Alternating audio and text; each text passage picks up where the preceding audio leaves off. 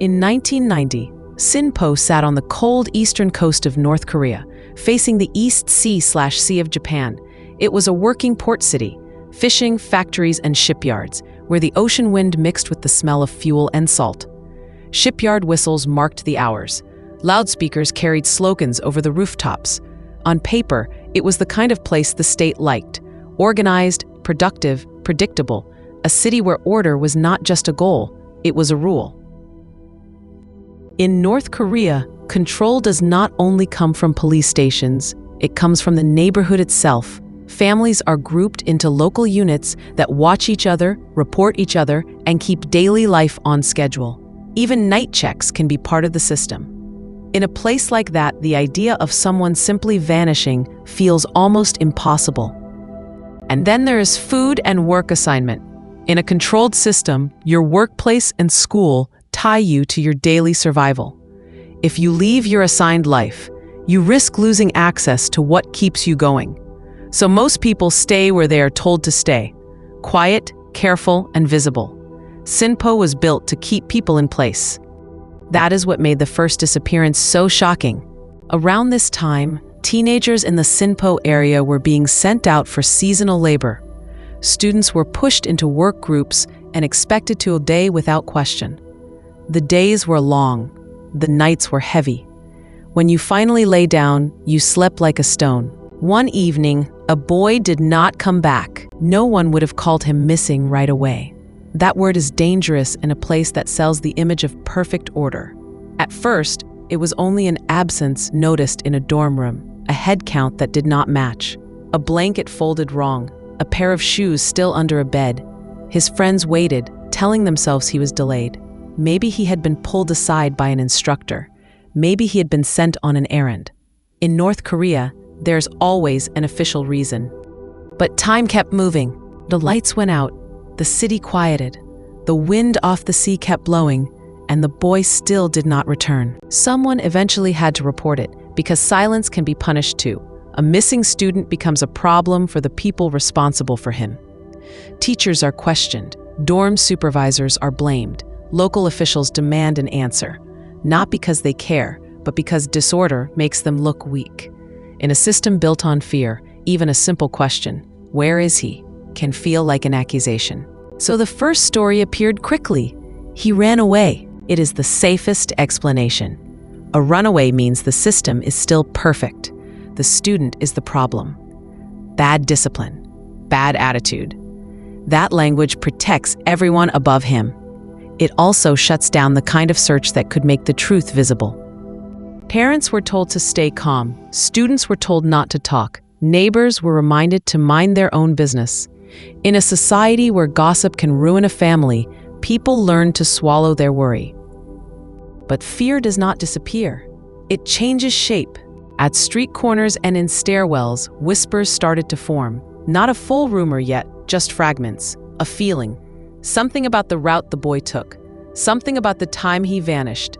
Something about the fact that in Sinpo, people disappear in many ways: detention, punishment, transfer, and the state usually tells you in some cold official way what happened. This time, there was nothing. No announcement, no public scolding, no lesson for the community, only an empty space where a boy used to be. Days passed. People watched each other harder. The neighborhood leaders asked more questions. Doors were closed earlier. Mothers waited longer at windows. When you live under constant surveillance, you learn to read tiny changes. A man walking too slowly. A stranger standing too still. A group of boys suddenly sticking together instead of splitting up. Then, before the city could settle into the lie, it happened again. Another student failed to return. Another absence. Another silence. And when people quietly compared what they knew, one detail hit like ice water. It was the same route. The same kind of walk. The same kind of night. The same stretch of darkness where everyone had assumed the state's eyes were watching. In Sinpo, the most terrifying thought was not only that a boy was gone, it was that someone, or something, had found the one place the system was not looking. And now, Whoever took the first boy knew exactly where to take the second. In Sinpo, the disappearances did not start in a rich neighborhood or a private home.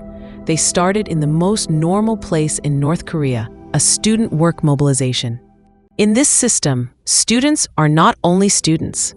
When the state needs labor, schools become a labor pool. Teenagers are sent out to help farms during planting, weeding, and harvest seasons. The work is framed as duty and patriotism, but to the students, it is heavy labor with little rest. That matters because exhaustion changes everything. The boys worked until their arms felt hollow. The soil got under their nails and stayed there.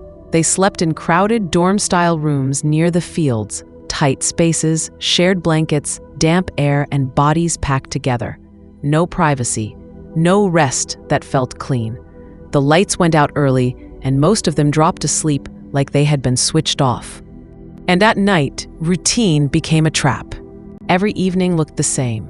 A last roll call, a last trip outside, a quick walk to the latrine or water pump, a short route between buildings that everyone stopped thinking about. Predictability is comforting until someone uses it against you. After the first boy vanished, the adults tried to keep the story small. He ran away. He got moved. Don't spread rumors. The boys heard those words and understood the real message. Stop asking questions. But the boys were living inside the pattern. They could feel the difference between a normal absence and a wrong one. Because the second boy did not disappear weeks later in a new place by accident. He disappeared on the same kind of night. Same fatigue, same late steps, same short route that should have been safe because it was so ordinary. Now the dorm rooms changed. Boys who used to tease each other before sleeping started listening for footsteps. They stopped volunteering to go outside alone. When someone had to leave the room at night, 2 or 3 would stand up without speaking and follow. No one said it openly, but everyone was thinking the same thing. Someone was watching them, and not in the usual way. In North Korea, people are used to being watched by neighbors and local security, so the fear was not, we are being watched. The fear was worse. We are being watched by someone the system is not controlling. That is what made the disappearances feel impossible. The state claims it sees everything. But 2 boys were gone, and nobody could point to an official reason. Then the adults did what they always do in a closed system. They tried to solve fear by tightening rules. Stricter roll calls, more shouting, more warnings, threats of punishment for carelessness. The message was not, we will protect you. It was, if something happens again, it will be your fault. And that is when the disappearances became even more terrifying, because the rules did not change the pattern. They only made the boys more tired.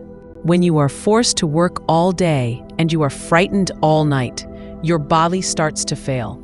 Attention slips. You stop noticing small details. The same darkness feels darker. And whoever was doing this seemed to understand one simple truth. The best time to strike is not when someone is alone in a far place. It is when someone is exhausted in a normal place. A route between 2 buildings, a corner without light. A moment when everyone assumes nothing will happen because nothing ever happens there. By now, the dorm was not a dorm anymore. It was a room full of boys trying not to imagine the moment it could be their turn. Some prayed silently. Some acted tough. Some tried to laugh, louder than normal, like laughter could seal the cracks. Others stared at the ceiling at night and counted seconds, because counting made them feel in control. Then one night, after hours of tense quiet, the door opened. Not with a normal knock, not with a teacher's angry voice. It opened like someone was pushing the door with their body. A boy stumbled in. At first, nobody recognized him. He looked smaller, like something had been taken out of him, not just physically, but mentally. His clothes were dirty, his face was pale, and his eyes did not focus on anyone. He stood there, swaying, like he was not sure where he was. Someone said his name. He did not answer. Another boy touched his shoulder, and he flinched hard, like the touch hurt. Not on the skin, somewhere deeper. The dorm supervisor was called. A few adults rushed in, and the room turned into sharp questions. Where were you? Who did this? Why didn't you report earlier? But the boy did not respond like a runaway caught and dragged back. He did not respond like someone who had been hiding or breaking rules.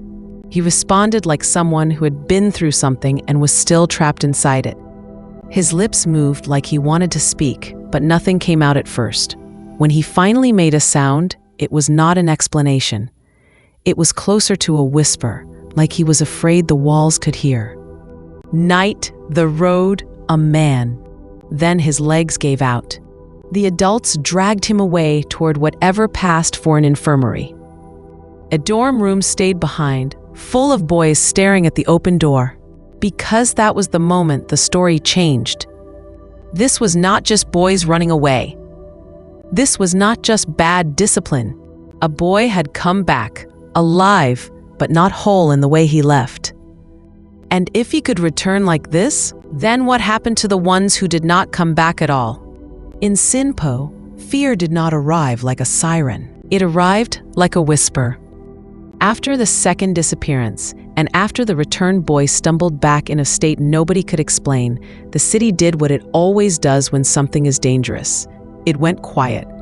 People still walked to work. Students still lined up. Loudspeakers still promised order. But under that surface, everyone was listening harder than before. Because in a place like North Korea, you do not just fear criminals. You fear attention. The city had systems built for control. Neighborhood groups were meant to track who belongs, who visits, who stays out too late, who acts suspicious. People learned to live with the feeling that someone nearby could report them. Even small details, an overnight guest, a trip to another county, could become a problem if it was not approved. That is why the disappearances felt impossible, not because people believed the state was kind, because the state claimed it was watching everything. So if boys could vanish anyway, it meant one of two things. Either the system was blind, or the system did not want to see. And both ideas were terrifying. At first, the official story stayed simple. Runaways, bad discipline, stop spreading nonsense. The adults used safe words that protected them from blame. Nobody wanted to be the person who said out loud, a student was taken. Because once you say it, it becomes real. And if it is real, you might be asked why you are talking about it. So families tried to manage fear inside their homes. Mothers began waiting by doors. Fathers came home earlier. Teen boys stopped wandering after dinner. Even small habits changed. People walked faster, avoided dark corners, stayed in groups when they could. And then the whisper started. Not in meetings, not in public lines, not where an official could hear. It happened in stairwells, behind kitchens, at water pumps, in the tiny pauses where two neighbors could speak without being seen. One person would say very softly, "Did you hear?" And the other would answer, "Don't say it." But the word still came out. Harvester. Nobody knew who said it first. Maybe it was a student trying to explain what could not be explained. Maybe it was a parent who needed a label to make the fear feel contained. Or maybe it was the city's way of warning itself without accusing the state of failing. Harvester, a word that sounds like work, like farming, like the thing those teenagers were already being forced to do. But in Sinpo, it started to mean something else. A person who collects people the way you collect crops, quietly, routinely, without mercy. The strangest part was how fast the rumor spread while no official news existed. That is how it works in a controlled society. When the state refuses to confirm reality, people fill the gap with whatever they have, fragments, half-seen details, fear, and imagination. And the more the authorities demanded silence, the more the whisper gained power. Because silence does not kill a rumor, it feeds it. The returned boy, alive but clearly not okay, became the center of this quiet storm. Nobody had a full story from him. Adults pulled him away, questioned him, and kept him out of sight. The dorm boys only had pieces: his blank stare, his shaking hands, the way he flinched when someone touched him. The lack of details made the rumor worse, because when people do not know the truth, they invent shapes for the darkness. Some said he was attacked near the dorm route. Some said a man waited in a blind spot. Some said the boy was carried, not walking. Every version had one thing in common. It was not an accident. It was not a runaway. It was something hunting. And once that idea spreads, normal life collapses. Parents stopped letting kids walk alone, even for short distances. Boys who used to take pride in acting brave started moving in tight clusters. Teachers pretended the problem was discipline, but even they started scanning the road at dusk. Doors that used to stay open for neighbors were now locked before sunset. Not because people trusted locks, because locking a door is something you can do with your hands. It feels like control, even if it is only an illusion. Meanwhile, the officials kept trying to force the story back into a safe shape. They held talks. They warned students not to exaggerate. They urged everyone to remain calm. They did not admit fear. They did not admit failure. But the city could feel the pattern getting tighter. Another student did not return. By now, people did not even need official words to understand the danger. Students called names in low voices. Adults pretended they were just passing by, while their eyes searched the dark. And then someone found what nobody wanted to find: a body. The kind of discovery that forces a community to stop pretending. Even without full details, the message was clear. This was not about discipline. This was not about escape. This was violence. And if it was not kidnapping, the question becomes even darker. If the boys are not being taken to be hidden, then what is being taken from them? By the time Sinpo started whispering the word harvester, the city was living with two stories at once. One story was what people felt in their bones. Boys were vanishing, someone had returned broken, and a body had been found. The other story was the one the state needed everyone to repeat. There is no serious problem here. In North Korea, that second story is not optional. So most people learn a survival skill early. Say the safe thing, even when it is obviously not true. Officials moved fast to give Sinpo a safe thing to say. They called meetings at schools and work units. They did not say killer. They did not say fear. They used language that pushes blame downward: bad discipline, carelessness, moral weakness. And then they gave the simplest explanation that protects the system: runaways. A runaway is a perfect lie in a controlled society. If the boy ran away, then the state did not fail. The school failed, the parents failed, the boy failed. The system stays clean. The lie also does something else. It turns the public against the victim. Instead of saying, we must protect these teenagers, it makes people say, these teenagers are the problem. And in Sinpo, you could feel the pressure to agree. Because daily life already ran through local surveillance structures, neighborhood watch units and local reporting chains are designed to track residents and keep people in line. After the disappearances, that system tightened. People were asked where they were at night, who they spoke to, why they were outside, why their child came back late. Even a normal question could feel like a threat, because questions can become accusations. So many families did what they always do. They went quiet. But silence did not fix the problem. It only created room for underground fear. Meanwhile, officials performed what looked like action. They increased patrols in visible places. They told students to stay in groups. They posted warnings.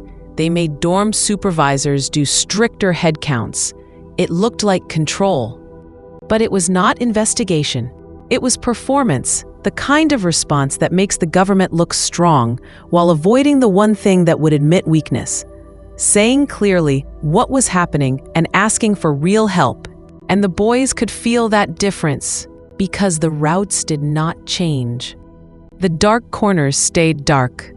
The same short walk between dorm buildings and latrines still existed, and it still depended on luck. Also, the runaway story did not match what people were seeing. A runaway does not return the way that boy returned. shaking, silent, flinching at touch. A runaway does not collapse like someone whose mind is still trapped in the night. And then there was the body. The state could hide details. It could keep people from speaking openly, but it could not erase the fact that the body existed. A runaway does not end up like that. So the lie started to crack. Not loudly, not in public. It cracked in small, dangerous moments. A mother whispering, "That is not a runaway." A dorm boy telling his friend, "Someone is taking them." A worker muttering, "Why aren't they catching him?" If the city watches everyone, how is a predator moving unseen? That question led to the next stage of the official response. If you cannot admit a killer exists, you redirect the public towards safer targets. So suspicion was pushed toward outsiders, toward anyone without strong ties, anyone who could be blamed without threatening the image of order. But the disappearances kept happening near the same student routines, and that made the outsider story weak too. Because the boys noticed something adults tried not to notice. The timing was too perfect. These were not random accidents. Someone was choosing moments when students were tired, when lights were low, when supervisors were less alert. That kind of timing does not come from luck. It comes from knowledge, and knowledge is what finally killed the runaway lie. Because if someone could predict these nights so well, then they were not guessing. They were studying. Studying the dorm schedule, studying who walks where, studying when groups break apart, studying which corner stays unwatched. That is not a runaway story. That is a hunter story. And as the city started to realize this, the fear became sharper.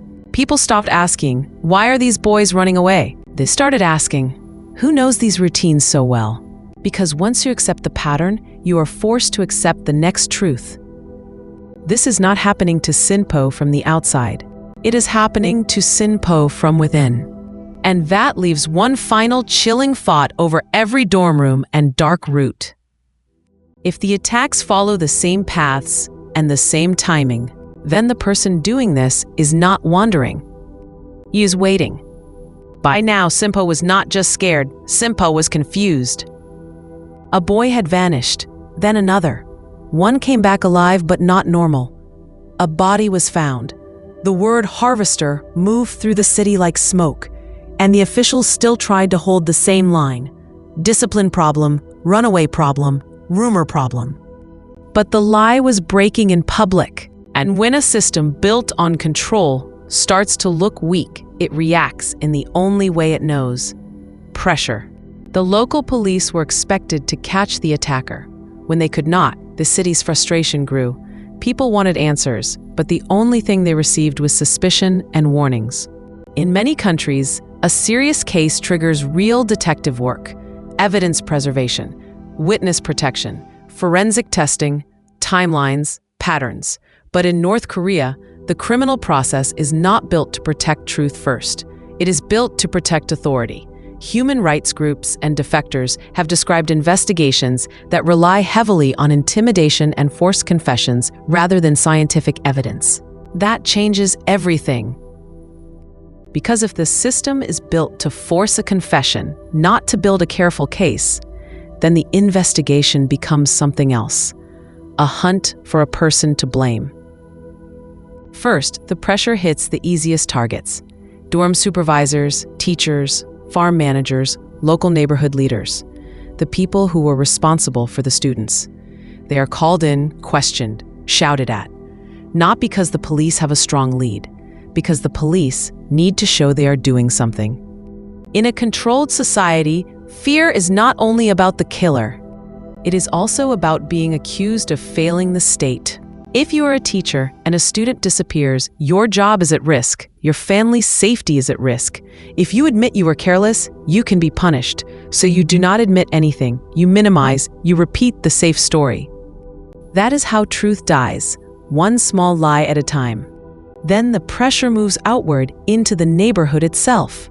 More questions, more checking who is out late, more checking who visited whom, more checking who heard what. In a normal murder case, witnesses are encouraged to speak. They're protected, They are treated as valuable. In Sinpo, a witness can become a suspect. Think about what that does to people. If a student saw a stranger near the dorm route, but the student was outside after curfew, he may fear punishment more than he fears the unknown man, so he stays quiet. If a mother heard screams at night but did not open her door, she may fear being accused of spreading rumor if she reports it without proof. So she stays quiet. If a neighbor noticed someone acting strange but that person has connections, reporting him could backfire. So the neighbor stays quiet. The system's strength, control, becomes its weakness because it does not create honest witnesses. It creates scared witnesses. So the investigation turns into a pressure machine. People are questioned until they say what the interrogator wants to hear. People learn to offer names, any names, to make the questioning stop. People offer rumors as facts because rumor is safer than silence. And every false lead burns time, while the killer keeps moving. That is the cruel part. When police chase fear instead of evidence, the only one who benefits is the person doing the crime. Meanwhile, the city's daily surveillance continues. Neighbors report up the chain. Informants watch. This system is very good at catching people who break political rules. But a predator who blends into normal life, a predator who understands the city's routine, that is a different enemy. And Sinpo is starting to realize something. The disappearances keep clustering around the same routines, the same fatigue, the same routes, the same weak spots. That suggests planning. That suggests knowledge. So when the police question the town begins questioning itself. Who knows the dorm paths? Who knows the schedules? Who knows when the boys are alone?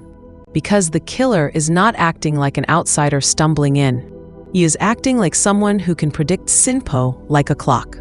And now the fear gets sharper, because it is no longer something out there. It is someone among us. By the end of this chapter, Sinpo is trapped between two dangers. A killer who keeps escalating, a system that turns witnesses into suspects. And in that kind of trap, people do not unite. They turn, they start pointing, they start guessing. They start blaming the most safe targets, anyone powerful enough to be feared but weak enough to be accused. Because when you have no forensics and no clear truth, you do not solve the case. You just pick a story. And Sinpo is about to pick the wrong one. In Sinpo, once people accepted that the disappearances were not runaways, the fear changed again. Now it was not just fear of the dark road. It was fear of who might be behind it. And in North Korea, there are certain groups you learn to fear from childhood, not because they are always guilty, but because accusing them can destroy your life. So the town's first instinct was simple: blame power. In a surveillance state, power has many faces. The police, the security men, the military, the party officials, the men who can stop you on the street and ask for papers, and you have no right to ask why. So when the killings started, many people privately leaned toward one idea. If this is happening, then someone important must be involved, because that explanation fits the country they live in. And if someone can hunt teenagers repeatedly, the mind jumps to a scary conclusion. Maybe it is not a blind spot. Maybe it is permission. That thought spreads poison fast, not as a clear statement, but as body language. People crossing the street when a uniform appears. Mothers pulling children closer. Teen boys choosing longer routes just to avoid checkpoints. But the town could not speak openly. That is the trap. In a system where wrong talk can bring punishment, people avoid saying anything that could be interpreted as criticism. So suspicion did not come out like an accusation. It came out like careful hints. Maybe it is someone from security. Maybe it is soldiers. Maybe it is a man with authority. People said these things without names, without proof, and always with the same nervous ending. Don't repeat this. And because Sinpo is a port city, another safe suspect appeared too. Outsiders. If you blame an outsider, You do not have to admit your community failed. You can say evil came from somewhere else. In a port, outsiders are easy to imagine. People passing through, men on night shifts, someone who does not belong. The rumor list grew: smugglers, thieves, black market men, someone hiding near the docks. In a fearful town, any unfamiliar face becomes a story. But this case was never shaped like a stranger crime. The pattern kept pulling suspicion back towards something closer. Because the disappearances were not happening in random places. They were happening around student routines, work mobilization nights, dorm routes, predictable hours. That kind of timing does not match a passing criminal who got lucky. It matches someone who knows. So the town's suspicion widened. And that is when Sinpo became dangerous in a new way, dangerous to itself. When people do not have evidence, they do not stop guessing. They guess harder. A teacher looked off one day, and someone noticed. A dorm supervisor seemed too calm, and someone noticed. A man who walked at night for work suddenly became a target. Someone's uncle worked near the dorm area, and people whispered his name in kitchens. The worst part was that everyone knew how these whispers could end. People feared being dragged in by the police. People feared being blamed for disorder. People feared being punished for spreading rumors. So the town did two opposite things at the same time. They suspected everyone. They spoke to almost no one. Fear makes people isolate. And isolation is perfect for a predator. As the panic grew, Sinpo began circling around one big, terrifying question. If this is not the security men, then who? That is where the next twist begins to form. The town wants the monster to be a powerful man in uniform because that would make sense. That would explain how he moves without being stopped. But what if the truth is uglier? What if he is not protected? What if he is simply unnoticed? Protected means the state is involved. Unnoticed means the state is blind. And a blind state is a nightmare because it means the rules you trusted, curfews, patrols, neighborhood watch, are not shields. They are theater. So Sinpo started quietly rechecking the details in its own mind. Not who is powerful, but who knows the dorm route, who can walk near student housing without raising suspicion, who looks ordinary enough that nobody remembers his face. That last question hit the hardest. Because everyone had been searching for the wrong kind of villain. They were searching for a man who stands out. Uniform, authority, outsider, stranger.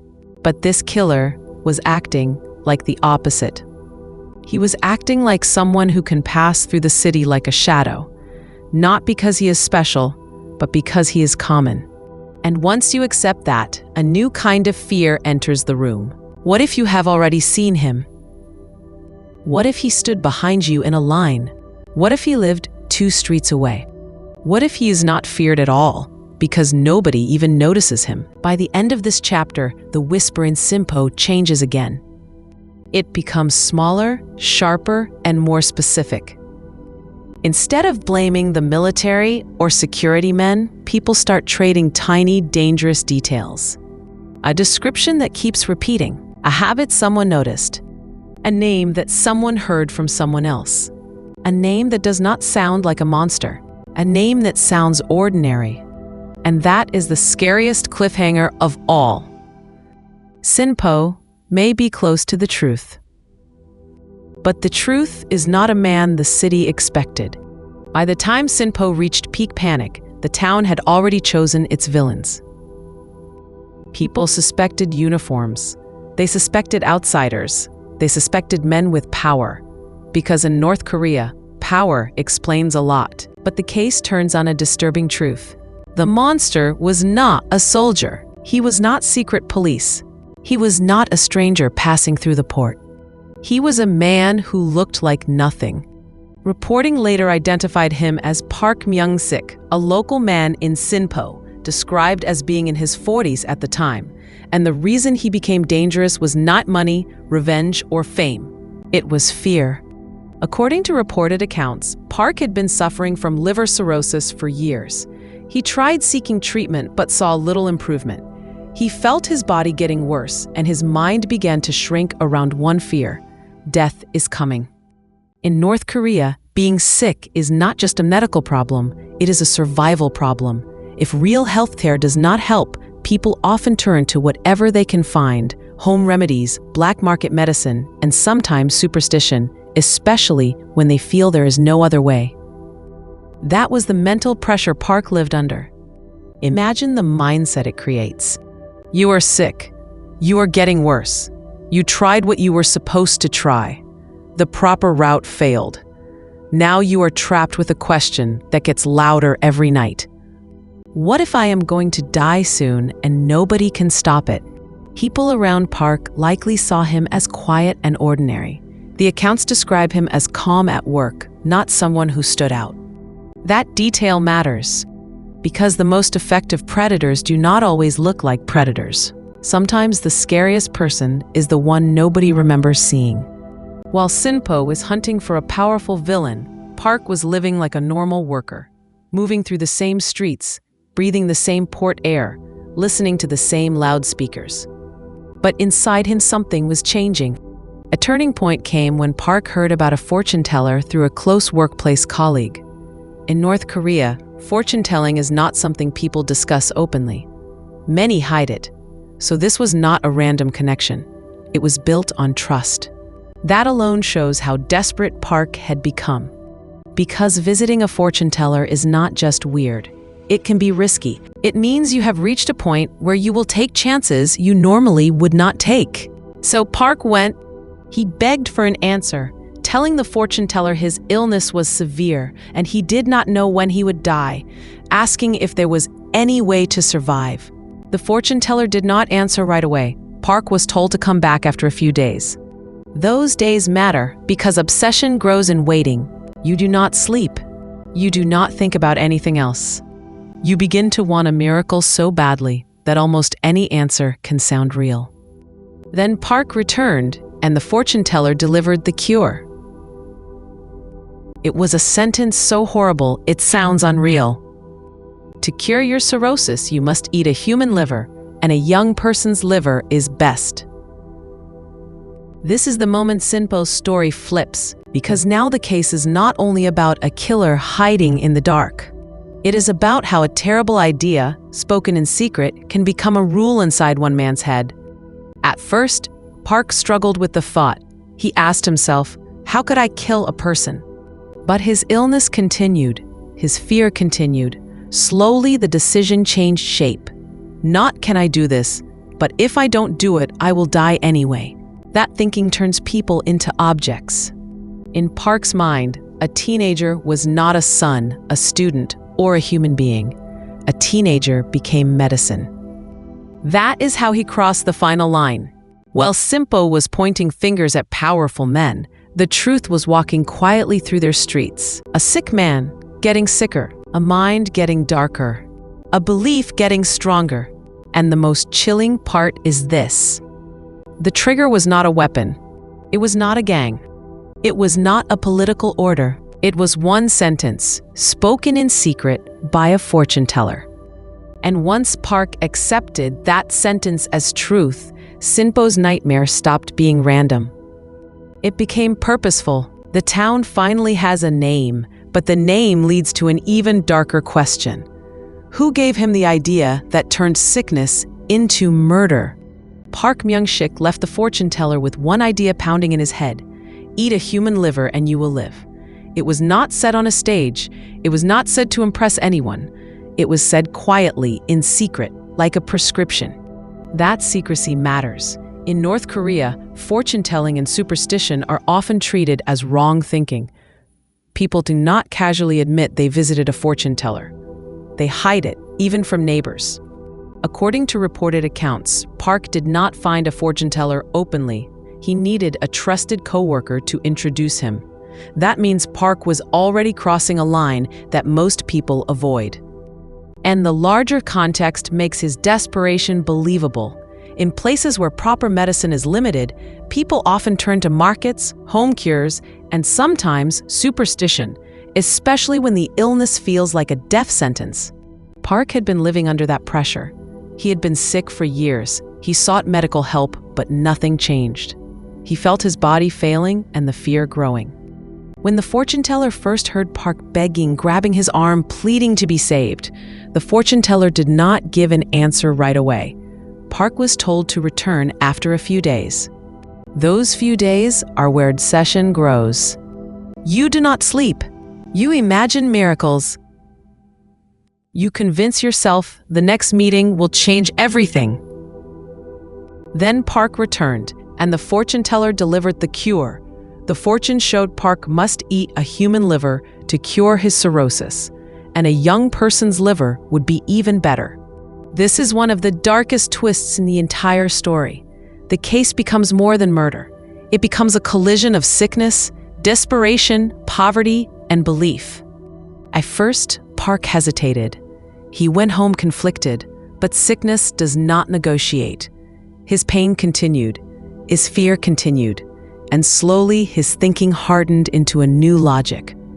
If I'm gonna die anyway, why not try? That is how people become objects in his mind. A teenager stops being a human being. A teenager becomes medicine. Now the next twist, the system itself gave Park a hunting ground. Each year, students are mobilized for farm labor in spring and fall. They work long hours. They sleep in small groups in poor lodging. They follow fixed routines. They are exhausted at night. To everyone else, it is normal hardship. To Park, it is a schedule. He does not have to guess where teenagers will be. The state moves them to the same places, on the same seasons, with the same fatigue. Reported accounts say Park checked where students were staying during the day and planned attacks for late night, when they were deeply asleep. That detail is terrifying because it is not random evil. It is planned, patient, and practical. He used normal routines like weapons. And Sinpo began seeing the results. People did not need medical language to understand what was happening. They only knew something was being taken, and it was being taken on purpose. As the killings continued, the city's fear grew heavier. People stopped going out at night. They locked doors early.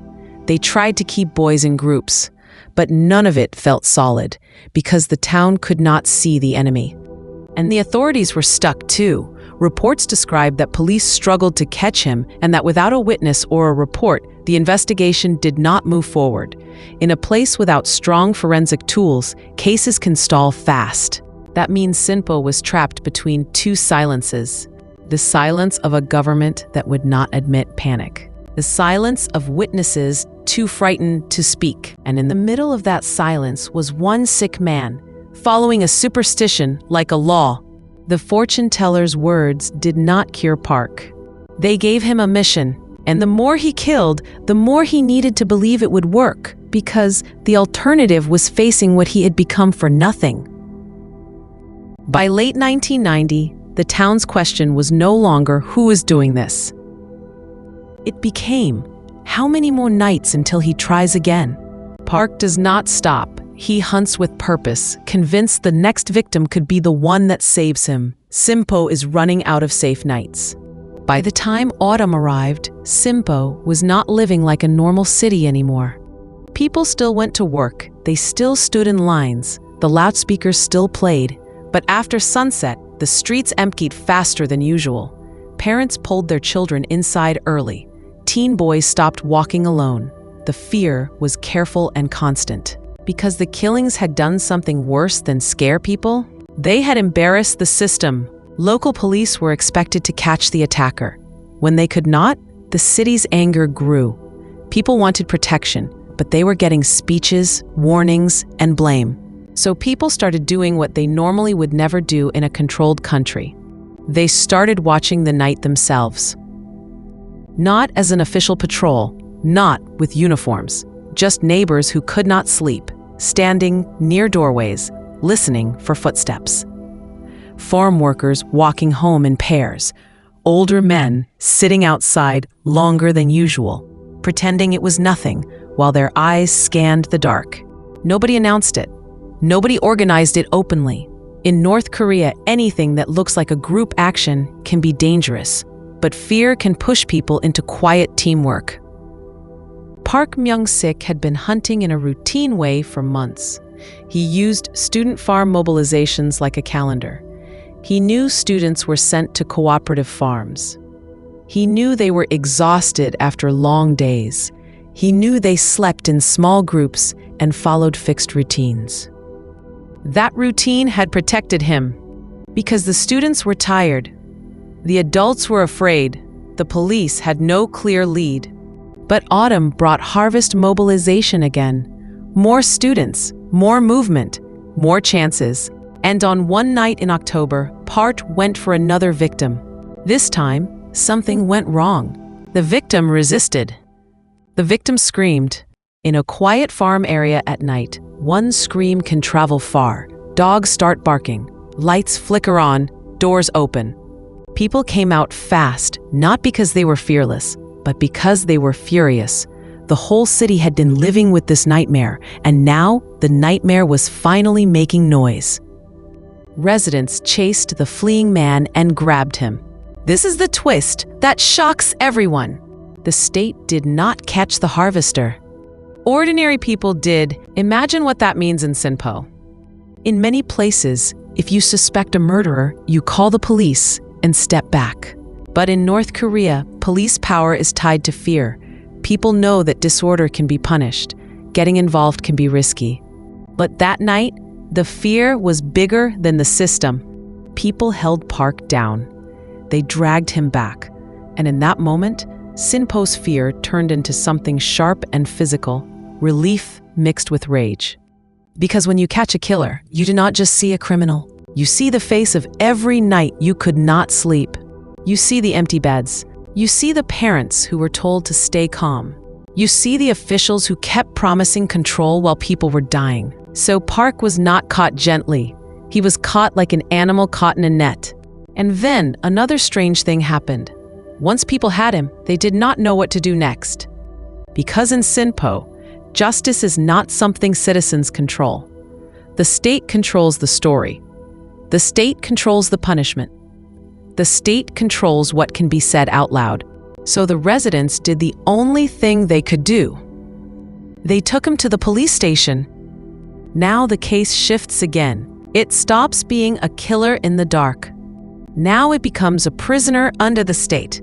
And the question becomes, what story will the state allow? Because Park was not the kind of suspect Sinpo expected. He was not a uniform. He was not a powerful outsider. He was local, ordinary, invisible. That fact alone is humiliating for a city taught that the system sees everything. But the bigger danger for the state is not just Park. It is what Park might say. Because if the motive comes from sickness, desperation, and a private cure, then the case is not just about one killer. It is about cracks underneath the society. And that is the kind of truth the system hates. Park is finally caught, but the capture does not end the nightmare. It opens the next question Sinpo cannot stop thinking about. Who else helped create him? When Park Myung-sik was dragged into custody, the killings did not end in the way people expected. The fear just changed hands. For months, Sinpo had been living with a monster it could not name. Then ordinary people caught him and delivered him to the state. That should have been the moment the town breathed again. But in North Korea, the moment a case enters the system, it stops being only a crime case. It becomes a control case.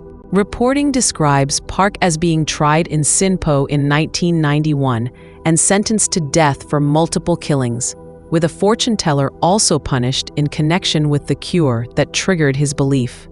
We do not have full official court records. North Korea does not publish transparent case files the way open countries do. So we cannot know every detail of what was said in court, who testified, or how every confession was obtained. But we can understand the environment it happened in. Human rights reporting has described North Korea's criminal justice system as opaque and harsh, where guilt is often presumed and investigations can rely on intimidation and forced confessions. That matters because it tells us something important. In this system, truth is not the main product. Control is. So a trial can function like a stamp. The accused is shown as the cause of the problem. The state is shown as the solution. And the audience is shown what happens when order is broken. The victims become numbers. The community becomes a crowd. The details become controlled. And the only clear lesson is obedience. From the public's view, the message becomes simple. We found him, he is guilty. The state fixed it. The fortune teller's punishment is important too. Superstition is a rival authority.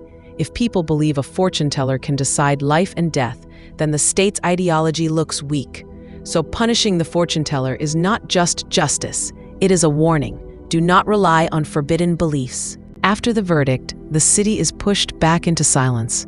People learn to bury the story in private fear, because speaking openly about the case can invite attention. The state wants the case closed, but closing a file is not the same thing as closing a wound. In open societies, a case like this would trigger debate about policing, medical collapse, and public safety. In Sinpo, that debate could not happen. The state cannot allow a conversation that suggests you were not safe. So the final twist of this entire story is simple and cold. The killer was caught by the people, but the meaning of a killer was captured by the state. And once the state owns the meaning, it decides what the town is allowed to remember. That is why Sinpo was forced to move on, not because the fear disappeared, but because talking about it was dangerous. So we end where we began, with the question that should haunt any closed country. If evil can hunt in a surveillance state, how many other case files never leave the city where they happened?